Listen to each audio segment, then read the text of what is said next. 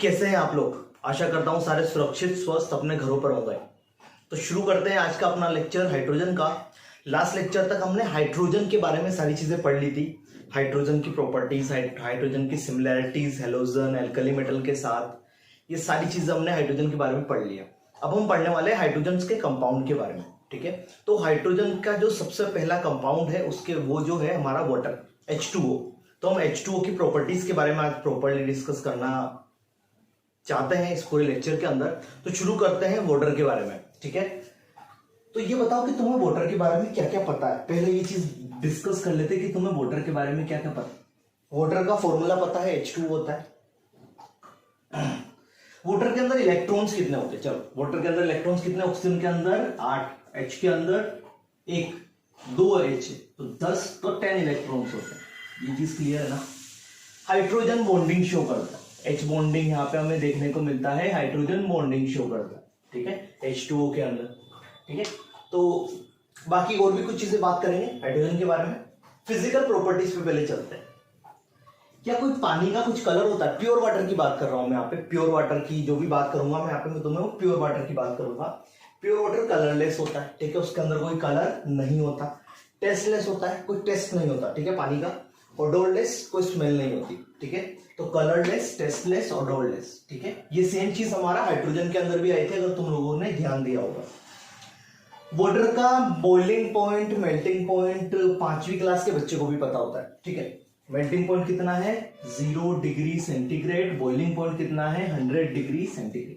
ठीक है, ये चीज पता होनी चाहिए, काफी सिंपल सी चीज है। क्वेश्चन कभी कभी आ जाता है कि बताओ हाइड्रोजन या वाटर की जो मैक्सिमम डेंसिटी है वो कितनी है?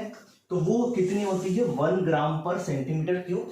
लेकिन वो टेम्परेचर डिपेंडेंट होती है। तो इस कंडीशन पे टेम्परेचर कितना होता है? 4 डिग्री सेंटीग्रेड। तो 4 डिग्री सेंटीग्रेड पर इसकी डेंसिटी मैक्सिमम होती है और उसकी वैल्यू कितनी है? 1 ग्राम पर सेंटीमीटर क्यूब। ये तुम लोगों को याद रखना। चीज क्लियर है? काफी सिंपल सी चीजें बता दिया। पोलर मॉलिक्यूल होता है। पोलर कैसे पता चला? पोलर कैसे पता चला? चलो वाटर का स्ट्रक्चर बनाते हैं। चलो वाटर का स्ट्रक्चर बनाते हैं। ये रहा H2O। H2O के अंदर ये रहे ऑक्सीजन के 2 लोन पेयर्स, है ना? बताओ ये एंगल कितना होता है? हाँ, बॉन्डिंग का क्वेश्चन है।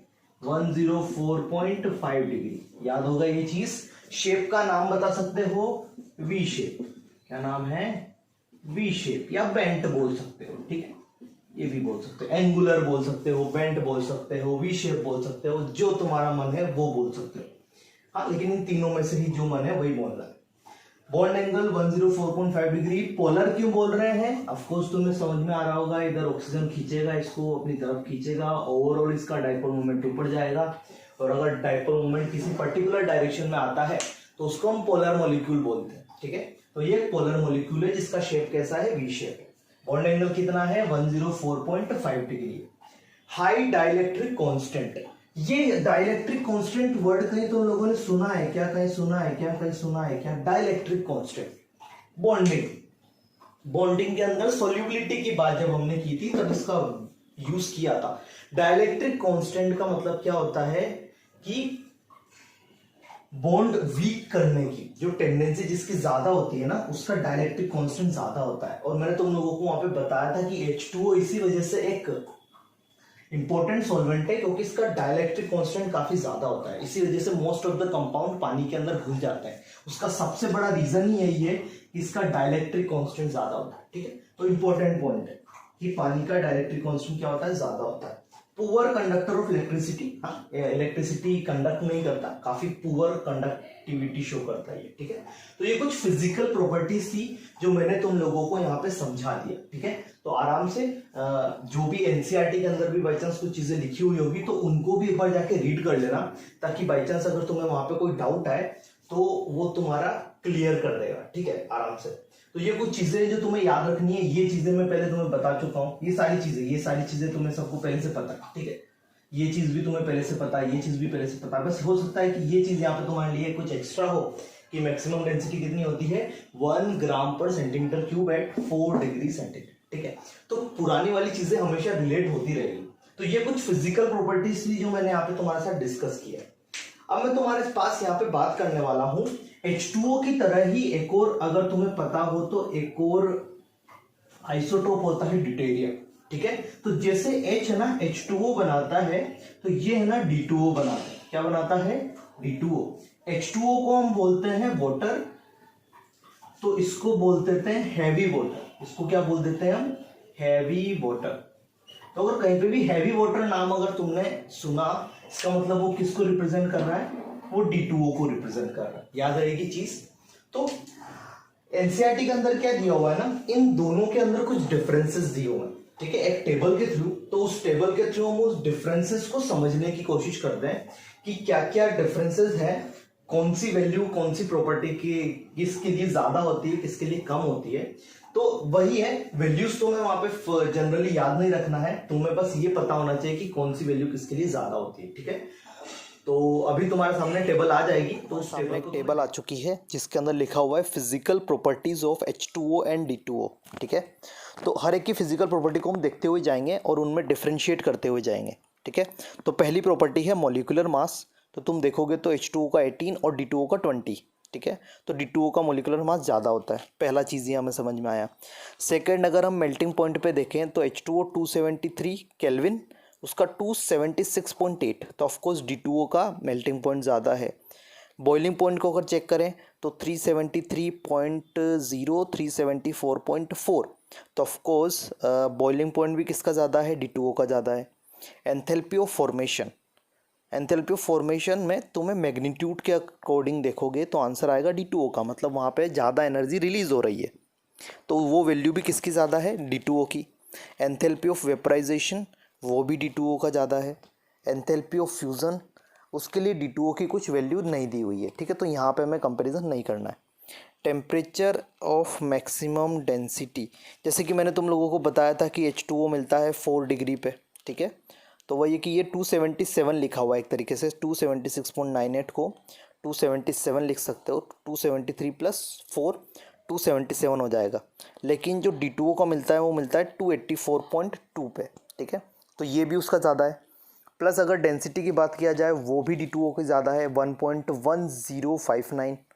विस्कोसिटी भी देखा जाए तो विस्कोसिटी किसकी ज़्यादा है? विस्कोसिटी भी ज़्यादा है D2O की। डाइलेक्ट्रिक कांस्टेंट, डाइलेक्ट्रिक कांस्टेंट में हम बोले तो किसका ज़्यादा है? H2O का। तो ये हमें पता है कि जो वाटर होता है उसका डाइलेक्ट्रिक कांस्टेंट सबसे ज़्यादा होता है। तो ऑफकोर्स उसकी अगर हम यहाँ पे बात करें तो वाटर की टेंडेंसी ज़्यादा होती है किसी भी बॉन्ड को वीक करने की, ठीक है। तो अगर हम इस पूरी टेबल का कंक्लूजन अगर निकालें तो कौन कौन सी प्रॉपर्टी H2O की ज़्यादा है और कौन कौन सी प्रॉपर्टी D2O की ज़्यादा है, तो मैं तुम्हें बस सिंपल सा यही चीज़ बताऊँगा कि यहाँ पर D2O की सारी प्रॉपर्टीज़ H2O से ज़्यादा है एक्सेप्ट डाइलेक्ट्रिक कांस्टेंट, ठीक है। डाइलेक्ट्रिक कांस्टेंट को देखा जाए तो वाटर का डाइलेक्ट्रिक कांस्टेंट ज़्यादा होता है, लेकिन D2O का डाइलेक्ट्रिक कांस्टेंट क्या होता है? कम होता है। तो उस चीज़ से तुम आराम से समझ सकते हो कि इस पूरी टेबल से हम क्या समझते हैं, ठीक है। डेटा हमें याद नहीं रखना है, डेटा से हमें कोई काम नहीं है, कोई डेटा नहीं पूछता है। सिंपल सा तुम्हें बस क्या याद रखना है कि ऑर्डर, ऑर्डर मतलब H2O की कौन सी प्रॉपर्टी ज़्यादा, D2O की कौन सी प्रॉपर्टी ज़्यादा। तो एक्सेप्ट डाइलेक्ट्रिक कांस्टेंट H2O की सारी प्रॉपर्टीज़ कम होती है और D2O की सारी प्रॉपर्टीज़ ज़्यादा होती है। D2O मतलब हैवी वाटर, ठीक है। ये चीज़ तुम्हें याद रखनी है ताकि तुम्हें ये टेबल से रिलेटेड चीज़ें कभी भी दिक्कत ना करें, ठीक है। तो काफ़ी सिंपल सी चीज़ है, बस एक ही तो चीज़ याद रखनी है कि बस डाइलेक्ट्रिक कांस्टेंट में H2O का क्या होता है? ज़्यादा होता है, ठीक है। तो आई थिंक तुम्हें क्लियर हो गया होगा कि टेबल कैसे पढ़ना है, ठीक है। जैसे मैंने लास्ट टाइम पे भी तुम्हें एक टेबल समझाया था, वैसे ही ये टेबल को हमें रीड करना है। इसके डेटा को, जो भी डेटा इंपॉर्टेंट होगा वो मैं तुम्हें बता दूंगा, लेकिन कौन सी चीज़ को हमें कैसे समझना है वो तुम्हें धीरे धीरे चीज़ें समझ में आ जाएगी, ठीक है।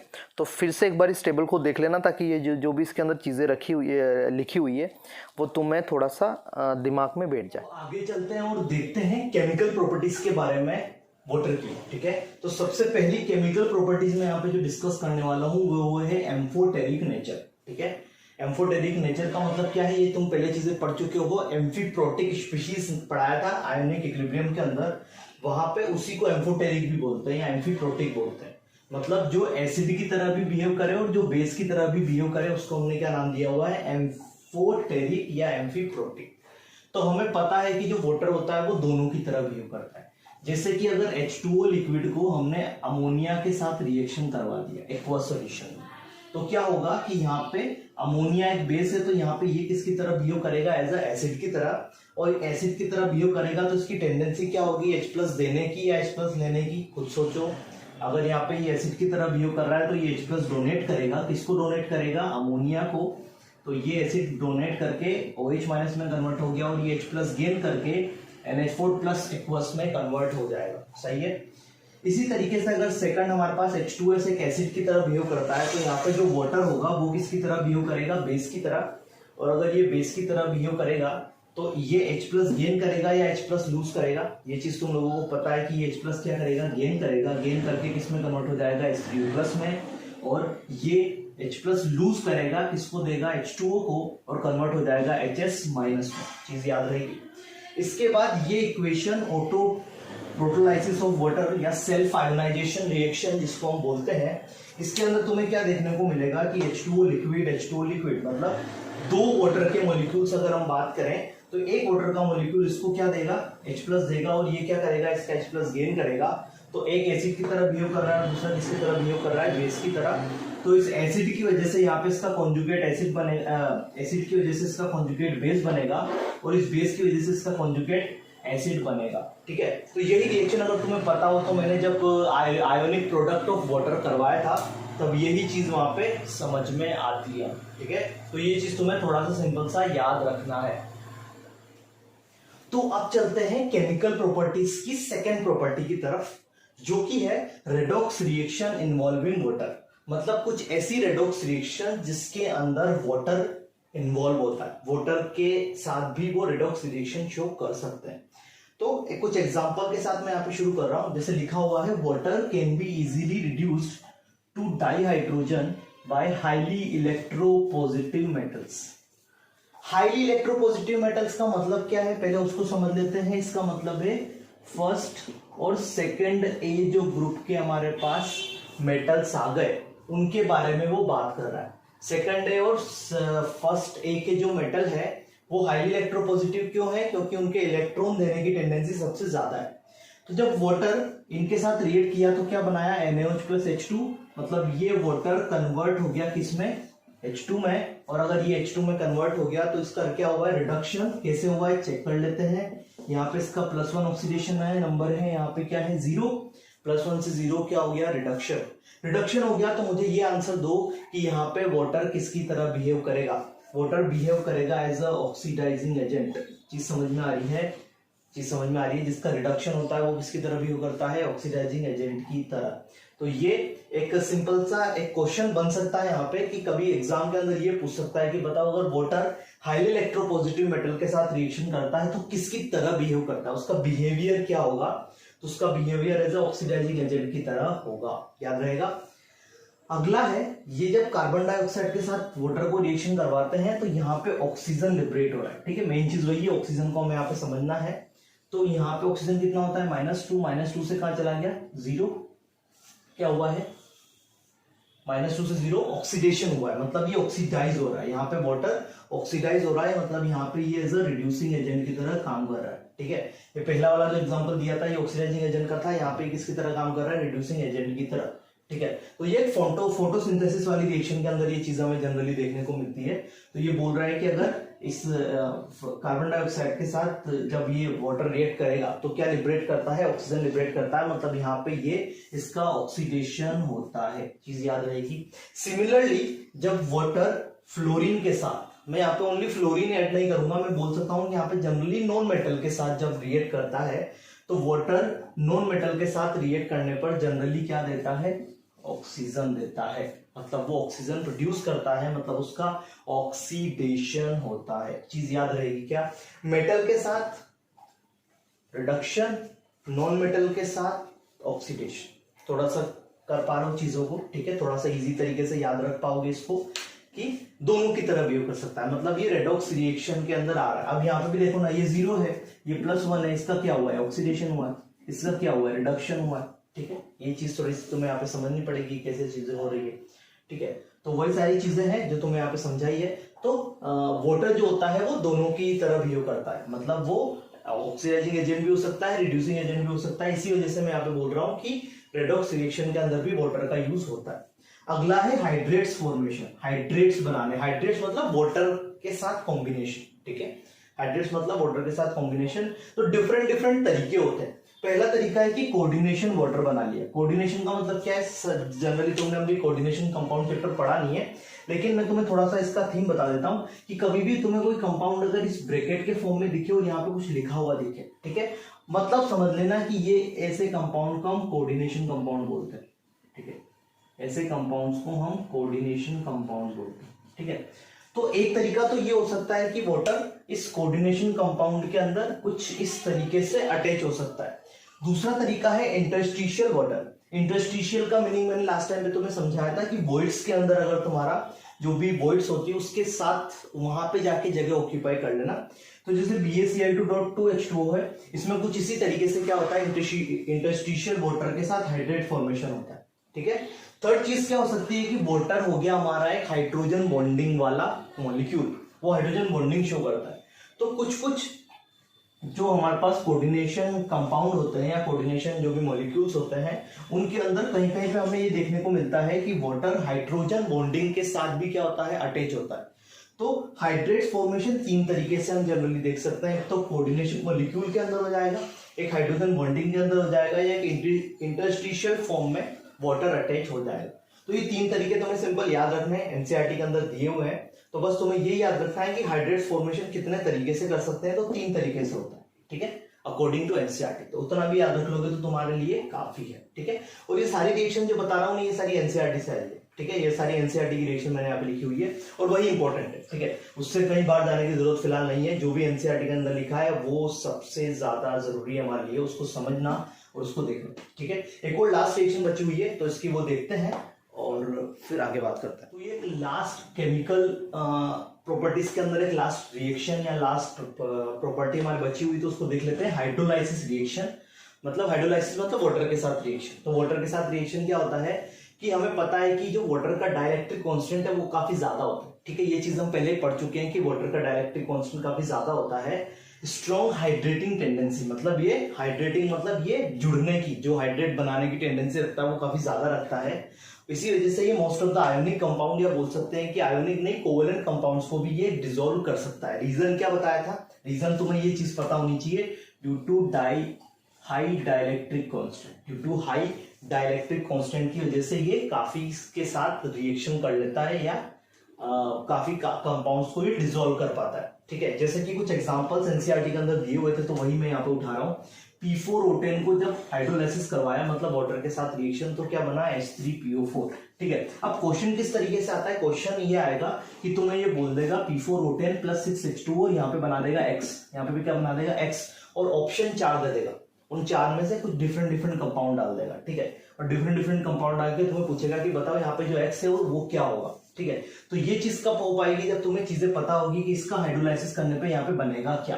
तो ये चीजें तुम्हें पता होनी चाहिए कि जब P4O10 का हाइड्रोलाइसिस करते हैं तो क्या बनता है, ठीक है। तो ये चीजें तुम्हें याद रखनी है, इसका कोई भी और अल्टरनेटिव ऑप्शन नहीं है। SiCl4 का फिर हाइड्रोलाइसिस करवाया SiO2 + 4HCl, ठीक है, ये सिलिका होता है अपने पास। SiO2 क्या होता है, सिलिका।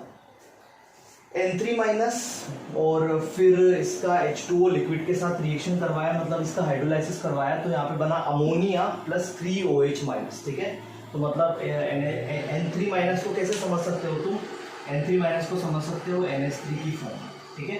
तो ये H+ है तो यहाँ पे ये कितना हो जाएगा, N-3 हो जाएगा, ठीक है। तो ये कुछ रिएक्शन थी जो मैंने तुम्हें यहाँ पे एक्सप्लेन की है, तो उसको थोड़ा आराम से देख लोगे, चीजें समझ लोगे, और तुम्हें जो भी चीजें याद करनी है वो तुम याद कर लोगे तो तुम्हारे लिए थोड़ा सा क्वेश्चंस बनाना आसान हो जाएगा।